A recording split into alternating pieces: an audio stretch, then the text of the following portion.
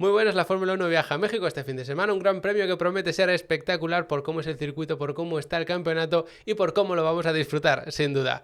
Ya sabéis que aquí hacemos una buena previa analizando cada detalle del circuito, de reglajes de pilotaje, de telemetría, lo vemos absolutamente todo y así el día de la carrera, aunque también en clasificación, en los libres, vamos viendo detallitos que seguro que ya vais conociendo porque habéis visto esta previa, como decía, de la puesta a punto de los coches, de las dificultades que pueden tener los equipos, todas estas cosas. Así que espero que disfrutéis del vídeo para disfrutar aún más del fin de semana. Como siempre, vamos a empezar con los datos de este circuito de México para entender bien cómo es, a qué circuito se parece, en qué se diferencia también a otros que hemos tenido esta temporada y empezando por la longitud. Es un circuito bien cortito, son solo 4,3 kilómetros, le sitúan los circuitos más cortos que tenemos en el calendario y además, siguiente dato importante, tenemos una distancia desde la meta hasta el primer punto de frenada enorme, la recta de meta de más de 1 kilómetro. Esto significa que tenemos un circuito muy cortito, pero es que encima un cuarto literalmente de este circuito es una recta. Y en el resto se concentran todas las curvas que vamos a ir entendiendo un poquito más adelante. Ojo con este dato porque tiene cierto truco en cuanto a la salida, y es que la pole no está justo en la línea de meta, sino que como está tan cerquita de la última curva, se traslada un poquito más hacia adelante y por tanto desde la pole hasta el primer punto de frenado no va a haber 1 kilómetro, sino que son algo más de 800 metros normalmente, pero aún así va a ser una de las salidas más interesantes. Aquí la pole no cuenta tanto porque si sales primero, tanto el segundo como el tercero te pueden ganar la posición no ya en la primera curva o en las primeras curvas que son enlazadas, sino en esos primeros metros. Así que quizá aquí parta con un poco de desventaja Verstappen, que lo estamos viendo brillar absolutamente en clasificación, pero aquí conservar esa primera posición hasta la primera curva va a ser bastante más complicado que en otros circuitos como el de Austin. Por supuesto, al ser un circuito cortito, sabéis lo que toca, dar muchas vueltas. Por eso a nivel estratégico quizá no sea uno de los más interesantes, no es un circuito de degradación altísima. Como hay muchísimas vueltas, pues con ir una de más o de menos en tu estrategia tampoco suele ser crítico, así que a nivel estratégico suele ser un fin de semana más bien tranquilo. Y si seguimos con los datos, tenemos que hablar de las curvas. En total hay 17, que si lo contextualizamos con la longitud del circuito son muchas, de hecho es el tercer circuito que más curvas por cada kilómetro de circuito tiene, por detrás de Mónaco, que sabemos que es el rey indiscutible en esto, y del circuito de Arabia Saudí, que bueno, sabemos que algunas de estas curvas realmente no son ni curvas, por tanto es uno de los circuitos más densos en cuanto a curvas, y recordad que un cuarto del circuito lo ocupa la recta de meta, por tanto sí, son muchas curvas por cada kilómetro de circuito, pero pensad que no solo se concentran en los 4,3, sino en prácticamente 3 kilómetros. Por eso es un circuito tan intenso y realmente tan complicado para los pilotos. En cuanto al reparto izquierda-derecha, es verdad que está bastante bien equilibrado, un poco más de curvas hacia la derecha que hacia la izquierda. De baja velocidad, pues hay bastantes curvas también, 5 en total, bien equilibrado izquierda-derecha. De velocidad media, hay alguna más, también a ambos lados equilibrado, y de alta velocidad lo mismo. Sí que es cierto que está muy bien equilibrado en todas, pero siempre un poquito más hacia la derecha que hacia la izquierda. Por eso el lado izquierdo del coche, sobre todo trasero izquierdo, debería ser el que más sufra, porque es un circuito que ya lo habéis visto, tiene curvas de todo tipo y a ambos lados. Pero en esta Fórmula 1 actual, con este tipo de curvas, lo normal es que se desgasten un poquito más los neumáticos traseros, que sobre todo en curvas en las que se salen tercera, cuarta, como son tracción trasera, normalmente son las que más se sobrecalientan y más se desgastan. Así que quizás ese neumático trasero izquierdo es el que más sufre aquí, pero ya digo, la degradación no suele ser un tema muy extremo en México y tampoco está demasiado desequilibrado. Por ejemplo, en Austin sí que veamos un desequilibrio muy grande. Como había muchas curvas rápidas hacia la derecha, el neumático delantero izquierdo se desgastaba más. Y como las curvas lentas la mayoría eran hacia la izquierda, pues el trasero derecho era el que más sufría de la parte trasera. Es como delantero izquierdo, trasero derecho. En este circuito de México sí que está un poco más equilibrado en ese sentido. ¿Qué pasa con los frenos? Pues es un circuito de una exigencia media-alta. Singapur era prácticamente lo máximo que tenemos, Austin un poquito menos, y ahora México un poquito menos. Aún así hay que tener mucho cuidado porque veis que son 8 frenadas en total y de hecho de estas 8 frenadas 2 son muy fuertes y la de la curva 1 es brutal porque se llega a una velocidad altísima, de hecho puede ser la velocidad más alta a la que llega la Fórmula 1 en toda la temporada, y se frena para una curva de velocidad media, no del todo baja, pero sí que velocidad media. Y hay un dato del circuito de México que lo condiciona todo, luego hablaremos más de esto cuando hablemos de los reglajes, y es la altitud. Al ser un circuito que está a muchos metros sobre el nivel del mar, la densidad del aire es muy baja. Por tanto, si haces lo mismo en un circuito tipo Zandvoort y en un circuito como el de México, vas a tener mucha menos carga aerodinámica y también menos drag, que parece algo positivo lo de tener menos drag, pero claro, eso te ayuda a frenar el coche también. En esa primera frenada del circuito los frenos llegan a una temperatura muy baja porque han estado muchos metros entrando mucho aire, sin tocar el freno por supuesto, y a mucha velocidad, y ahí se calienta muchísimo, tenemos un pico brutal. Por eso esos cambios de temperatura no solo es difícil para el sistema de los frenos a nivel mecánico y físico de las piezas, sino también a nivel de piloto, porque te puedes encontrar con que al principio de la frenada el coche no frena tanto como tú querrías o como esperabas, luego tienes que regular un poquito, entrar en temperatura y ya frena más. Entonces, aunque parezca una frenada relativamente fácil, hacerla ahí perfecta sí que es un poquito más complicado y por supuesto ahí está el tiempo por vuelta también. Después, en cuanto al porcentaje de vuelta tocando el freno, está ahí más o menos en la media, no es de los circuitos más altos, debería estar en torno a un 15, 16, 17% aproximadamente, que como siempre os digo, estos datos están sacados del simulador, mismas condiciones y mismo reglaje en todos los circuitos, porque la idea es comparar los circuitos entre sí. Luego, otra historia es el reglaje que ponga cada uno, las condiciones de pista, que si el tanque de combustible lleno más vacío, eso evidentemente lo va a condicionar todo.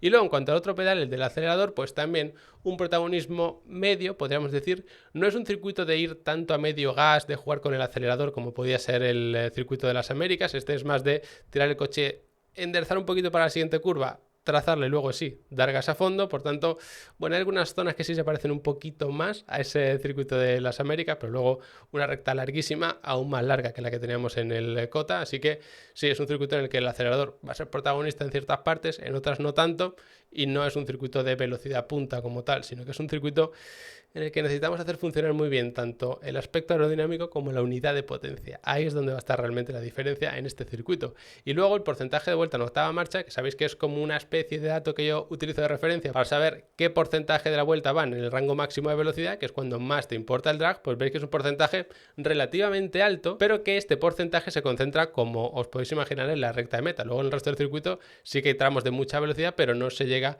a esta velocidad tan alta como para ganar la octava marcha. De todas formas, esto después con la telemetría lo vemos mejor porque vamos destacando cada punto clave. Y para terminar con el tema de los datos, el giro de volante no es un circuito en el que vayamos mucho porcentaje de la vuelta totalmente recto, pero recordad que este porcentaje se concentra precisamente al principio de la vuelta con esa recta de meta. Por eso nos sale que el porcentaje de vuelta en recta está en la media. Se dispararía en el primer sector donde está la mayoría de la recta de meta, pero sería mucho más bajo en los otros dos sectores, que también lo vamos a revisar, por supuesto. Y para terminar, el giro medio, que nos da un valor así aproximado de, oye, es un circuito donde se gira mucho o donde se gira poco. Pues como veis es de los circuitos los que más se giran, no un extremo, no cerca de Mónaco ni mucho menos, pero sí que la media nos sale bastante alta, de unos 30 grados aproximadamente, sin tener en cuenta si es a izquierda o derecha, por supuesto. En resumen, para dejar claro todos los datos y saber cómo se está trazado y cómo se compara, es un circuito en el que hay una recta de meta brutal y en el resto del circuito, es decir, los otros 3/4 del circuito, el 75%, es constantemente girando de un lado y otro con curvas de todo tipo. Si tu punto fuerte son las curvas rápidas, tienes tu zona. Si tu punto fuerte son las curvas medias, también. Las lentas, también. La recta, también. Pero todo eso condicionado con unas densidad del aire que no nos vamos a encontrar en ninguna otra carrera del año. Y ahora que ya tenemos todo esto claro, vamos a pasar al iPad para analizar tanto los sectores como la zona de RS, cómo está cada curva, la telemetría, explicamos también los temas de los reglajes, pero antes seguro que habéis notado algo diferente en este vídeo, es la sudadera espectacular que llevo hoy, que es de la marca Núñez de Arena, además una marca de aquí de España.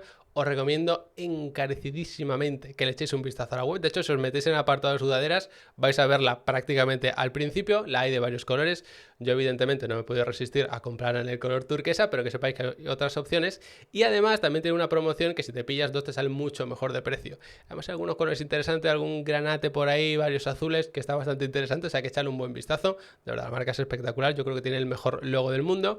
Y están ahora mismo de promoción por ser mitad de temporada. Tienen algunas prendas en rebaja, otras promociones especiales como esta sudadera, que es por su 50 aniversario. Así que si os gusta la marca y os gusta el logo, que yo creo que es imposible que no os guste, echarle de verdad un vistazo. Además no solo tienen sudadera, sino que tienen camisa, tienen americana, tienen hasta trajes. O sea que de verdad echarle un vistazo, y si os mola la sudadera, pues yo creo que lo mejor es pillar esa promoción, que la segunda os sale más barata. Así que, dicho esto, ahora ya sí, vamos a analizar cómo es este circuito a través del iPad, que sabéis que me gusta a mí para explicarme. Y empezamos como siempre con el esquema del circuito.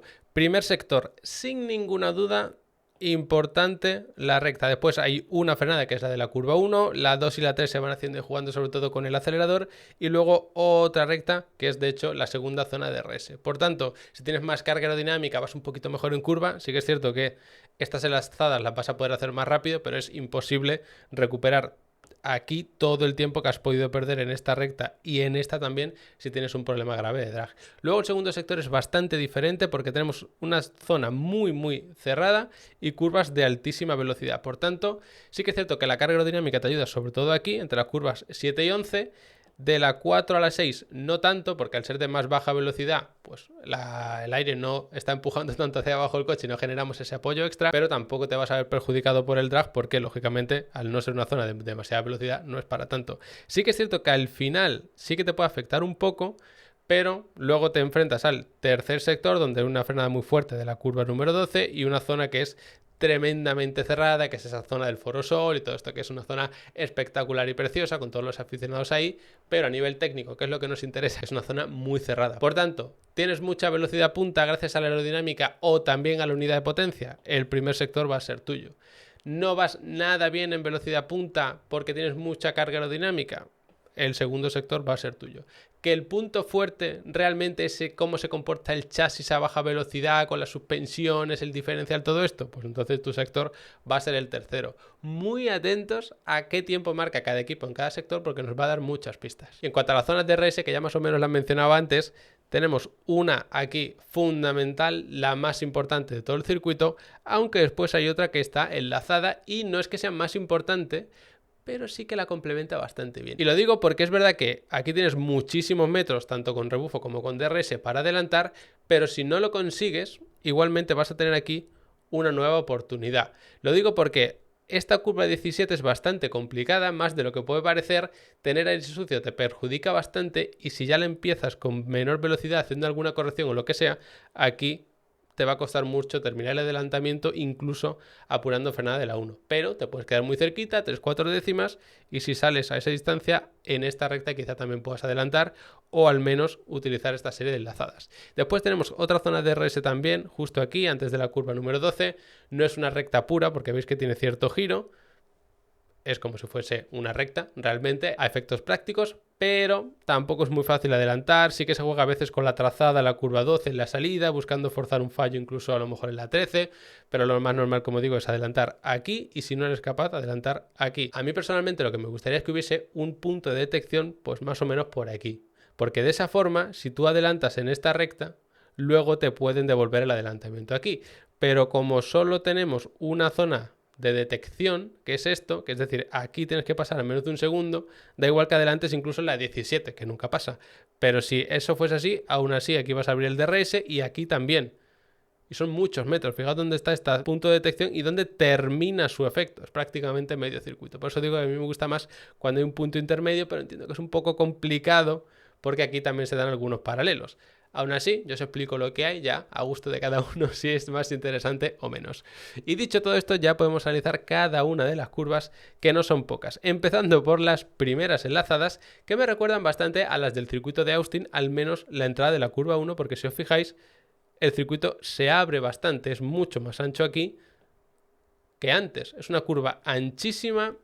En carrera, como hay tantos metros hasta esta primera frenada, suele haber varios paralelos y alguno que se tiene que venir por aquí, incluso algún paralelo por aquí y alguno que se tiene que saltar esta curva o venirse por aquí fuera. En fin, todas estas escapatorias, tanto por aquí como por aquí, suelen ser una fiesta el día de la carrera. Después es una vuelta lanzada normal. Es importante tener en cuenta que esta curva hace un poquito de curva hacia la derecha antes de la curva como tal del vértice, que es la de la 1. Entonces, si os fijáis en la cámara on board, los pilotos no están pegados al piano desde el principio, sino que están un poquito más alejados, de tal forma que van frenando en línea recta, pero sutilmente veis cómo se van acercando a este piano y luego ya trazan la curva 1. Y si estáis en el simulador, pues es lo que deberéis intentar hacer también vosotros. Depende de la configuración de suspensiones, todo esto te puede interesar subirte a este piano para abrir más la trazada o no, pero lo importante, ya digo, es frenar en línea recta, pero un poquito separados al principio para que poco a poco nos vayamos acercando a ese piano exterior. Luego la 1 no hace falta atacarla demasiado tarde, es decir, no hace falta venirte por aquí para quedarte pegado. Sí que si la atacas neutro por aquí puedes perder algo de tiempo, es un término medio. Se ataca tarde, es decir, no se busca el vértice aquí, sino un poquito más atrás para estar un poco más abierto de cara a la 2. Y luego, lo más importante, quizá no tanto a nivel de pilotaje, sino a nivel de reglaje del coche, es que te permita subirte tanto a este piano como a este, porque así acortas muchísimos metros, puedes hacerlo más en línea recta y luego sí que es importantísimo el feeling del piloto en la salida de la 3. Si has entrado mal en la 1, sabéis que esto se va haciendo bola de nieve y al final es terrible. Pero aún así, aunque entres bien en la 1, hagas bien esta transición de la 1 a la 2, el piano en la 2, si aquí das gas demasiado agresivo lo vas a perder todo, porque aunque no lo parezca, esta curva 3 se va enroscando un poquito más y se da gas con unas marchas muy reducidas, por tanto ahí las ruedas tienen muchísimo par y con bastante giro. Entonces si aceleras un poquito de más, el coche te da la vuelta ahí y lo pierdes, o tienes que hacer algún contravolante, levantar y pierdes un montón de tiempo, porque ya sabéis que después hay otra zona de DRS, lo que significa que es una recta bastante larga, hasta las curvas 4, 5 y 6. Yo os confieso que es una zona que a mí me encanta porque es una zona muy especial y no hay nada parecido en el calendario. Sí que hay enlazadas de este tipo, por supuesto, pero luego una curva de doble vértice así a continuación, no, por eso me gusta tanto. Curva 4 se ataca más o menos como la 1 y quizá incluso un poco más neutra, se frena muy fuerte por supuesto. Aquí es zona de adelantamiento, se apura la frenada, incluso hay quien intenta adelantar por fuera porque eso te coloca por dentro en la 5, también son interesantes las batallas ahí, pero en vuelta lanzada normal lo que hacemos es atacar neutra hasta 4, pero sin ganar mucha velocidad, es decir, sí, la atacamos neutra por aquí, pero no aceleramos para venirnos hasta afuera, sino que nos quedamos más bien a mitad de pista para atacar la 5, aquí se pierde mucha velocidad y luego justo cuando estás ganando velocidad otra vez tienes que frenar para la 6. Por eso no te interesa realmente atacar muy tarde la 4 para así salir con más velocidad, porque es que ese extra de velocidad apenas lo vas a aprovechar muy poquitos metros. Entonces eso se suele hacer más cuando tienes después pues una recta muy larga, porque así lo que harías es, aquí pierdes tiempo para ganarlo aquí y empezar la recta con más velocidad, pero no es el caso, son muy poquitos metros. Y la curva 6 a mí también me encanta porque es una curva con dos vértices y sé que hay algún atrevido por ahí que mientras que el piloto normal va por aquí, él se intenta colar por el interior ganando la posición, pero es muy arriesgado porque aquí el circuito es bastante estrecho. Aún así, para mí esta curva 16 da pie sobre todo a dos trazadas diferentes. Una que es redondear para cerrarte al final en este segundo vértice, o quizá la más habitual que es redondearla desde el principio. Si estáis en el simulador yo os aconsejaría que probéis ambas, porque a veces depende de cada uno, pues os da mejor unas cosas u otra, entonces yo sí que os invitaría a probar ambas trazadas.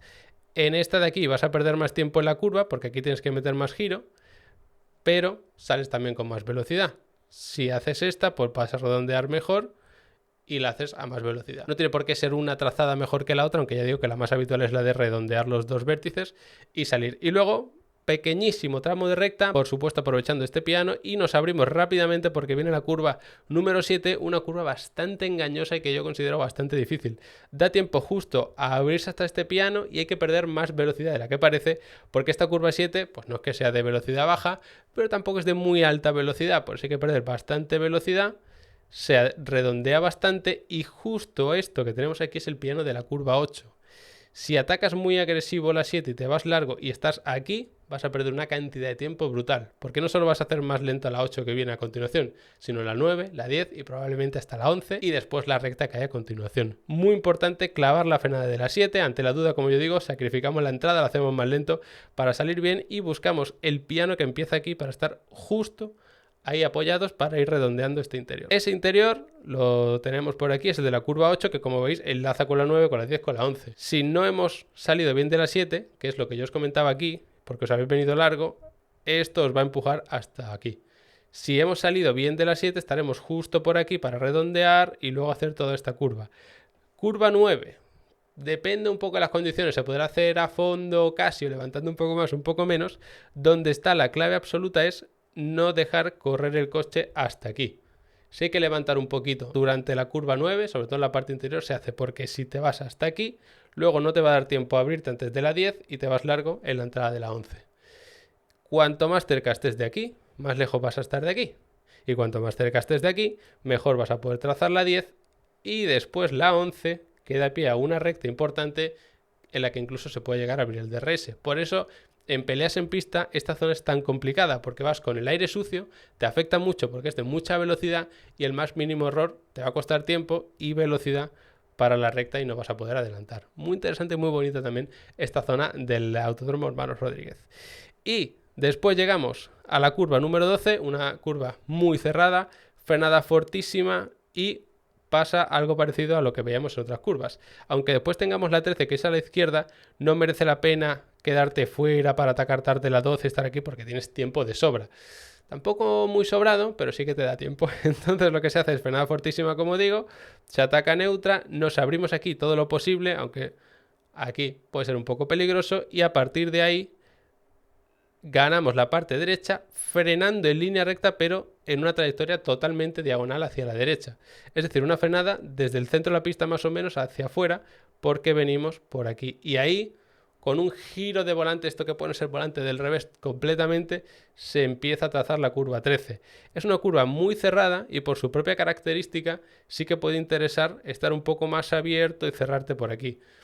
Pero, otra vez, si te cierras demasiado aquí, es que prácticamente no te cabe el coche para hacer eso. Entonces, os diría que esto es muy complicado, que no lo intentéis en el simulador tal, pero seguramente ni lo podáis conseguir. Entonces, lo que se hace es redondear. Fijaos que aquí el circuito es un poco más ancho que aquí. Y luego, lo más importante es ir fluyendo con el coche, apoyándonos en los pianos y que eso nos ayude a equilibrar. Este piano de aquí se redondea para salir justo a la 14, nos apoyamos un poquito en él, aquí nos apoyamos en el izquierdo en la 15, y entonces con ese juego, por ejemplo aquí en el de la 15, al estar apoyado aquí el coche en el lado izquierdo, como que te empuja hacia adentro, justo nos subimos otra vez en el asfalto y se vuelve a frenar para la curva 16. Y esta 16, que la entrada no suele ser muy complicada, tiene una salida dificilísima porque se enrosca tanto que tenemos incluso la curva 17. Es 16 esta y 17 esta. Y es facilísimo perder el control. Porque ya está aquí la meta, estamos deseando terminar, salimos deseando de esta zona tan lenta dar gas y ganar mucha velocidad. Y vas poquito a poco abriéndote y en cuanto des gas más de la cuenta el coche se te cruza. Porque vamos con mucho giro de volante y ahí el coche es muy sensible. Además con estos coches que tienen muchísimo par en el tren trasero, un acelerón de más te queda fuera. Lo mejor que te puede pasar en ese caso es que sea a mitad de curva 17 y te vengas por aquí haciendo un trompo, porque si te pasa justo en la salida, te chocas contra el muro, pierdes la parte trasera y evidentemente vas a tener que abandonar. Y otra cuestión interesante de la curva 17, que sí que es verdad que es a fondo y no tiene más, es que como estamos saliendo de la 16 y venimos por aquí, en clasificación te interesa quedarte pegado aquí. Quizá no abriéndote tanto en este sentido, sino un poquito más cerrado por aquí, porque la línea de meta está aquí. Entonces, si haces la trazada más abierto, es verdad que puedes salir con más velocidad y la recta la harías más rápido, pero es que una vuelta de clasificación esa recta te da igual. Tú lo que quieres es pasar cuanto antes por aquí para que se pare el crono. Por eso en clasificación vamos a ver cómo los pilotos se abren aquí, pero luego se cierran y se quedan bien pegaditos a este muro. Así que así es el circuito del hermano Rodríguez. A mí es un circuito de verdad, me gusta mucho. Quizá no lo pondría en mi top favorito al nivel de un Spa, de un Red Bull Ring, de un Suzuka, pero sí que es un circuito para mí muy especial, que a nivel de pilotaje, como veis, tiene muchísimas cosas y que el hecho de que esté a una altitud tan excesiva hace que todo se condicione. Y evidentemente tú estás viendo una carrera y no estás viendo si la densidad del aire es alta o baja, pero lo que sí estás viendo es que el rendimiento de los equipos te puede llegar a sorprender. Ya teniendo en cuenta todo esto, vamos a pasar a hablar de la puesta a punto del coche. Sabéis que tenemos un alerón delantero, tenemos un alerón trasero y siempre buscamos que tengan la mayor eficiencia posible. Tenemos que buscar que el coche vaya bien, sobre todo en las curvas de alta velocidad, sin penalizar demasiado por el drag en las rectas que tenemos, sobre todo la recta de meta en este caso, y es un circuito que lo llevo mencionando durante todo el vídeo, muy especial por la baja densidad. Por eso, si nos fijamos sobre todo en la configuración de los alerones traseros, que es donde mejor se ve, vamos a ver como si fuesen carreras en Singapur o en Hungría, en circuitos de este estilo de muchísima carga. ¿Porque no nos importa penalizar aquí porque luego lo vamos a recuperar aquí? No, en absoluto. Sino que realmente es un circuito de carga aerodinámica media, porque si tú pierdes un poco de tiempo aquí en la recta, pero luego aquí vas rápido, aquí vuelves a perder un poquito, aquí lo ganas todo otra vez a la aerodinámica, pues al final te compensa. De hecho, sería un circuito, yo creo que carga aerodinámica media-baja, más bien. Pero para conseguir esa carga aerodinámica media-baja similar a un circuito que estuviese pues a nivel del mar como Zandvoort, incluso por debajo, pues necesitas tener una configuración de mucha más carga. Por supuesto, con el suelo del coche, lo digo siempre, buscamos que vaya lo más bajito posible, que no tengamos ningún problema, por supuesto, de descalificación porque haya rozado demasiado la tabla, pero ahí no hay duda. La duda viene sobre todo de los alerones. Yo, personalmente, diría que es un circuito también de balance aerodinámico adelantado, porque si tienes más carga en este alerón delantero, que siempre pongo el mismo ejemplo, fijaos qué pasa si tú comprimes este alerón. Pues que esta suspensión se comprime, lo que significa que estás apretando más estos neumáticos contra el asfalto y ganando más agarre. Y en una curva muy rápida, tú lo que quieres es que en cuanto gires, el coche te responda y entre en curva. Es decir, buscamos un poquito de sobreviraje cargando más el alerón delantero. Y eso te va a beneficiar un poquito en esta curva, sobre todo en la entrada de la 1, aquí muchísimo. Y luego es cierto que si cargásemos un poquito más el alerón trasero, vamos a tener mejor apoyo en las ruedas traseras, vamos a conseguir, por supuesto, de esa forma más apoyo en el tren motriz, que es el tren trasero, salida de curva media mejor, y puedes sacar un poco de beneficio en la curva 3, incluso en la curva 16, y eso te daría un extra en esta recta y en esta recta. ¿Por qué no recomendaría yo de primeras esto, sobre todo si estás en el simulador y demás? Porque si tenéis subviraje en estas curvas y sobre todo en esta que son enlazadas, vais a perder un montón de tiempo. Depende de las características del coche, de cómo lo hayan desarrollado, de la distribución de pesos. Hay 1000 factores que influyen, por supuesto en un Fórmula 1 real, quiero decir, pero si nos vamos a los simuladores donde estáis probando diferentes reglajes y todo esto, yo sí que os recomendaría tener un poquito más de carga en el alerón delantero y luego esto por supuesto se puede compensar en caso de que tengáis mucho sobreviraje o os falte apoyo en el tren trasero, pues a través del diferencial, del tow por ejemplo, ahí sí que os lo recomendaría.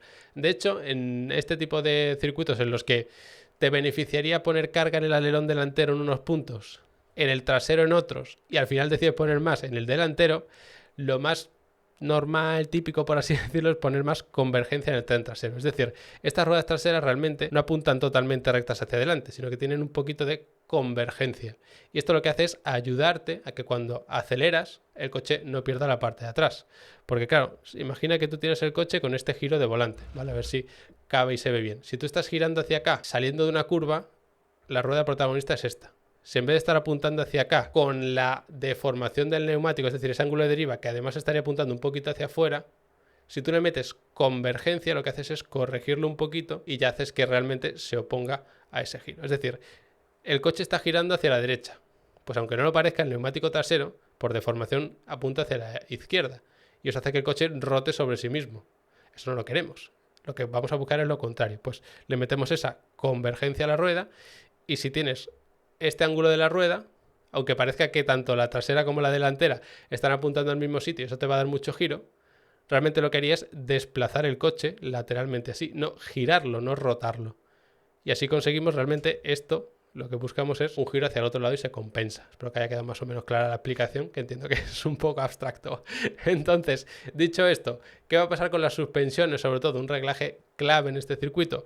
Pues más o menos parecido a lo que teníamos en Austin, pero al menos de otros años no solemos tener tantos baches, los pianos no son tan agresivos, excepto estos que tenemos por aquí, y es verdad que alguno de por aquí también, que os lo decía cuando analizábamos las curvas. Lo ideal es poder pasar por encima de ellos sin mucha complicación y demás. Para ello podemos recurrir a lo de levantar mucho el coche, es decir, la altura muy generosa, pero con los muelles a compresión, ese tercer elemento que tenemos tanto delante como detrás, a compresión más blandito. Tal forma que como vamos comprimiendo poquito a poco el coche por la aerodinámica, no es una compresión rápida que ahí actuarían también los amortiguadores, es lenta poquito a poco, pues permitimos que el coche se comprima, ya tenemos menos drag aquí y por tanto podemos hacerlo más rápido. Y luego cuando nos enfrentemos a estas enlazadas, el coche ya no irá tan comprimido porque no vamos tan rápido, por tanto la aerodinámica no empuja tanto hacia abajo el coche, va más alto y tenemos también un poquito más de libertad para atravesar los baches, es decir, que las ruedas se pueden mover con un poquito más de libertad porque tenemos más rango. Sí que es un circuito en el que te puede interesar esto, luego vas a penalizar, es cierto, en esta serie de curvas porque son muy rápidas y ahí estas configuraciones te suelen perjudicar, pero oye, si vas a ir más rápido aquí, más rápido aquí, más rápido aquí, incluso en estas curvas lentas y en las de aquí, a cambio de ir más lento, en el final del segundo sector, pues lo normal es que te compense. Y otro punto importante que no solemos mencionar es el de la unidad de potencia, que ya sabéis que suele estar por aquí. De hecho, esto me permite sacarlo y enseñaroslo mejor. Tenemos aquí el motor y este motor está conectado a un turbo que se dedica a comprimir aire, que en resumidas cuentas es como meter más aire en el motor, por tanto puedes meter más gasolina y hacer una explosión más fuerte, tener más potencia. El problema es que este turbo, cuando vamos a bajas revoluciones, no está comprimiendo tanto el aire, por tanto metemos menos gasolina, no tenemos tanta potencia. Ahí aparece el MGUH, que lo que hace es, en esas bajas revoluciones, cuando el coche va ahí sufriendo un poquito más porque no puede comprimir tanto el aire, empuja eléctricamente ese turbo, consigue comprimir otra vez y ya no tenemos nunca ese lag, esa latencia en el turbo, que es aceleras, el coche no responde hasta que llega un punto que ya empieza el turbo a funcionar bien, comprimir aire y de repente tienes un empujón. Siempre vamos a estar empujando gracias a ese MGUH. Y lo menciono en este vídeo en concreto porque en el circuito de México, como os podéis imaginar, como la densidad del aire es muy baja, vamos a necesitar comprimir más aire. Por tanto, ese MGUH va a gastar más energía y va a recuperar también menos energía. Y el MGUH recupera energía sobre todo en las rectas muy largas, porque claro, tú no puedes permitir que el turbo comprima infinitamente el aire. Llega un punto que ya está trabajando en régimen máximo y lo que sería lo normal es abrir una válvula y dejar que escape un poquito y mantenemos el nivel de presión. Eso no es muy eficiente, en la Fórmula 1 no se hace así y el MGUH aprovecha esto para regenerar y cargar la batería. Entonces, en salida de curva lenta, media, como tenemos por aquí y por aquí, pues el MGUH va a estar tirando bastante de la batería, pero luego aquí no va a poder recargar tanto porque no tenemos ese extra de presión o de densidad en el aire que nos va a permitir supuestamente abrir esa válvula, que ya digo, no es una válvula, sino que lo aprovecha el MGUH. Entonces, como solo hay una batería de la que dependen MGUH y MGUK, pues el MGUK que recarga energía en frenada fuerte, sobre todo como estas que tenemos por aquí, pues ahí sí va a regenerar mucho. Pero claro, luego en rectas como esta, querría también entregar mucha energía eléctrica, y la gestión de la energía eléctrica aquí es bastante diferente por lo que yo os estaba comentando. Claro, a final de recta además, si el motor no está trabajando en un régimen óptimo porque la densidad del aire de base es más baja y el MGUH a lo mejor pues ya está al límite o lo que sea, pues claro, sí que al final lo normal es que sí que puedas generar energía con el MGUH, pero a lo mejor en este tramo intermedio de recta, en otro circuito, podrías ya estar generando energía con el MGUH o recargando energía, mejor dicho, que la energía ni se crea ni se destruye, pero en este circuito es bastante especial. Por eso es tan diferente. Podemos encontrar que de repente un motorista va mucho mejor, que un equipo, un coche concreto de la zona media se sitúa en la zona de arriba, que uno de la zona de arriba se va a la zona media, que uno nuevo con el que no contábamos puede optar a ganar la carrera. Así que un circuito muy especial que a mí me gusta mucho, como os decía, y espero además que este vídeo os haya ayudado a disfrutarlo y a que os guste más también a vosotros. Como espero también que os haya gustado la sudadera de Núñez de Arena, insisto, echadle un vistazo a la web, es N de Arenas, ahí podéis ver todas las prendas que tienen. Tenéis, como decía, la promoción de mitad de temporada, incluyendo la promoción especial de esta sudadera, si os pilláis dos, que además hay muchos colores. También os podéis pasar por Level Up Academy, por supuesto, los que queréis aprender más de automovilismo conmigo, tanto técnico como a nivel deportivo, de Fórmula 1, de Sim Racing, todo esto, sabéis que tenéis a la tarifa plana perfecta. Y como siempre os digo, en estas previas nos vemos después de la carrera haciéndole un buen análisis.